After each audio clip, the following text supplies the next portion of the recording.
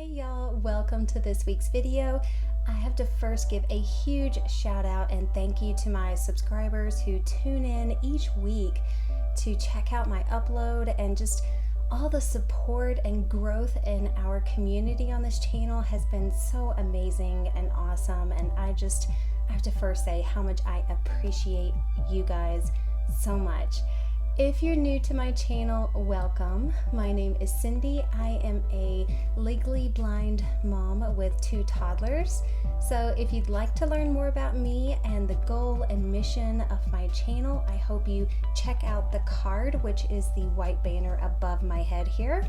That will link you to my channel trailer, which will give you a lot more information and details. Also, if you just want to check out some tips and tricks that I have posted, here is a link above again for my Blind Mom Hacks series that I will continue to add to as we progress through the next few months.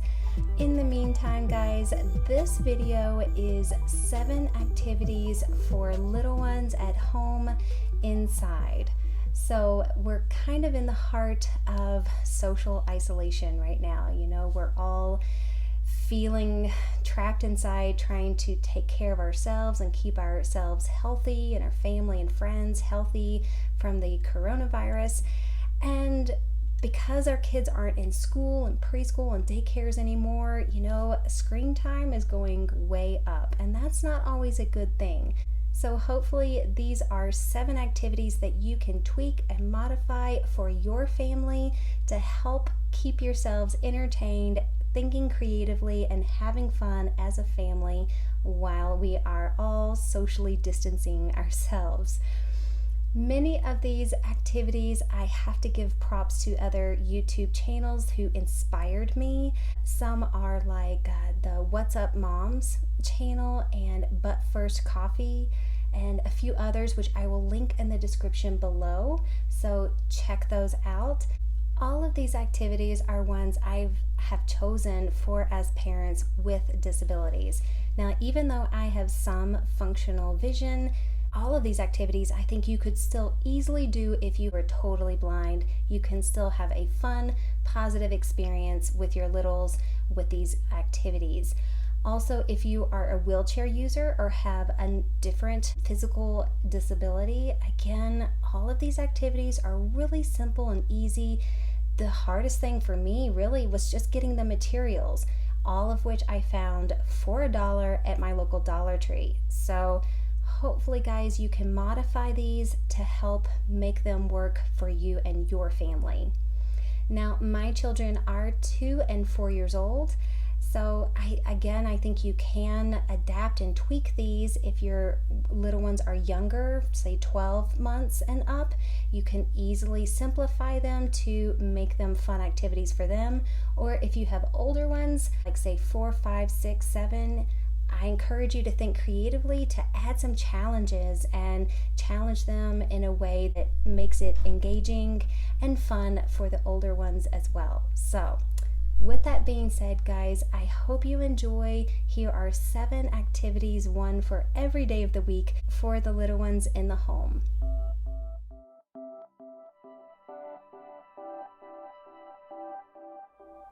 This first activity I call Wall Stick It Art. I used feathers, pom-poms, and this book protector cover sticky stuff. Some people prefer contact paper, but this worked great because it came in several colors. My son is using green and my daughter is using pink. I put the pom-poms and feathers all over the floor, allowing them to pick up whatever they wanted to stick on the wall. And yeah, this was one of my favorite activities because I could sit on the couch and cheerlead and call out certain colors or call out, you know, one object or the other to stick up there and do different challenges with it. It also only cost me $3 at my local Dollar Tree, and I have enough materials left over to do this activity several more times. So this was really great. Next is pom-poms in a tube. I just used wall-safe tape, pom-poms, and cardboard tubes like wrapping paper, paper towels, toilet paper, that kind of thing. and started out with just the wrapping paper tube. My son put the pom-poms down, and then we added some paper towel tubes at the end and just started snaking it down the wall with wall-safe tape. Yeah, my kids really enjoyed putting the pom-poms in the tube and listening to it and kind of seeing the cause and effect of that. My daughter dominated, of course, but my son still enjoyed this activity. Even though he's 2, he can still enjoy the cause and effect and listening to the pom-poms go down. Of course, they're gonna, destroy it, but it's cheap and it's easy and you can always tape it back up. Activity number 3 we liked to call Crazy Hat Hair. This was super fun and tactile, so even completely blind, this would be an easy activity. You just use pipe cleaners to stick through the holes of a kitchen strainer and twist and bend them to make it look like crazy hat hair. My kids loved wearing their crazy hats throughout the day. My son was able to do it a couple of times on his own, but did need some help from mommy putting the pipe cleaners through the holes of his hat. He did also like taking them out throughout the day, so this was something we did multiple times as the day went on. My 4-year-old had no problem with this and really enjoyed the creativity of it and just the novelty. Super fun. All right, moving on, activity number 4 is finger painting a cardboard box. I will let my daughter choose 2 finger paint colors, and I will use a plastic trash bag underneath the box to help contain the mess.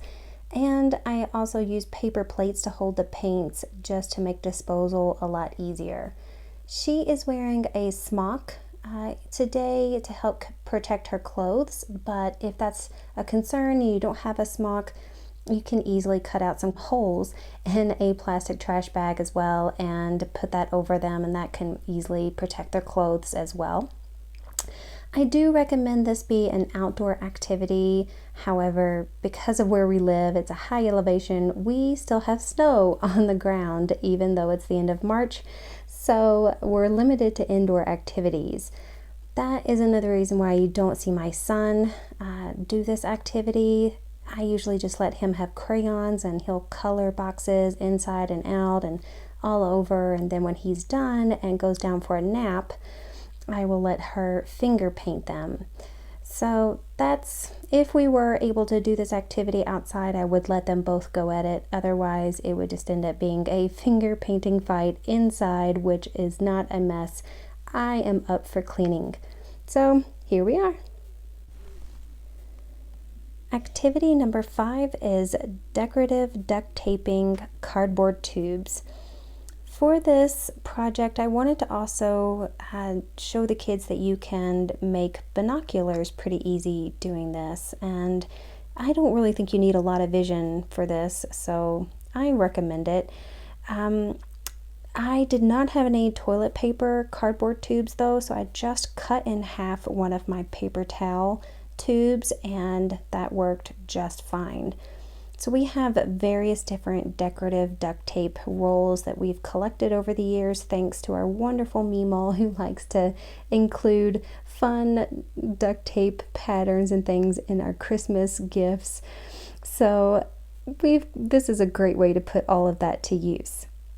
The kids were able to pick out fun patterns that we had in stock, and we just wrapped them around all the cardboard tubes we had from previous activities.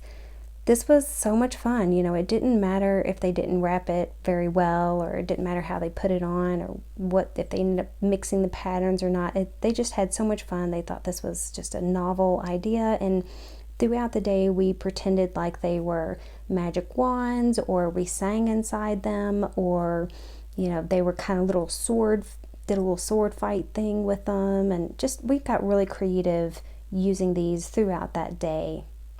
But they were able to make plenty of choices, talk about colors and patterns, and like I say, this was another pretty tactile activity. I don't think you need a lot of vision to do this. Just let the kids make their choices, help them, put the tape on, and it doesn't have to be pretty or perfect. This is just something fun to do. I showed them how you could tape the two small tubes together to make binoculars, and this was actually funny because they know Mommy doesn't see very well, and so I would put these up to my face and pretend that Mommy has X-ray vision throughout the day, and so I could play with them doing that, and it just ended up being a lot of fun, and they could make creative choices and talk about colors and patterns and things like that throughout the day. Okay, Bubba, here's a piece. Okay, put it on. This next one I think would even be great for 12 months and up. This is the toilet paper Towere, or you can use paper towels.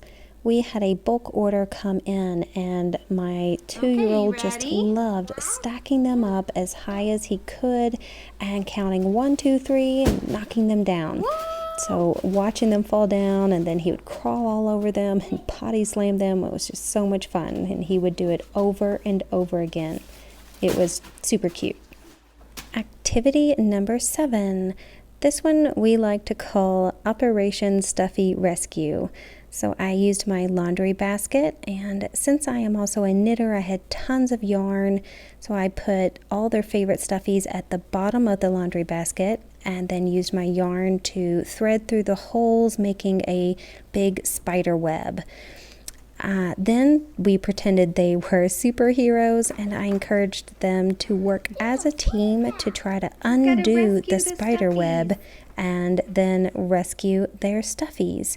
This one was super cute, watching them work together and pretend they were superheroes for the day. I hope one of these activities works for you and your family, if not all 7.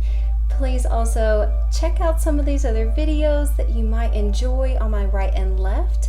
If you have not yet subscribed, I hope you consider doing so and joining our community on this channel. We are all here to support and help each other. It's not just me sharing all these tips and tricks. So feel free to join our community, and I hope to hear from you soon. Thank you so much for watching. Take care.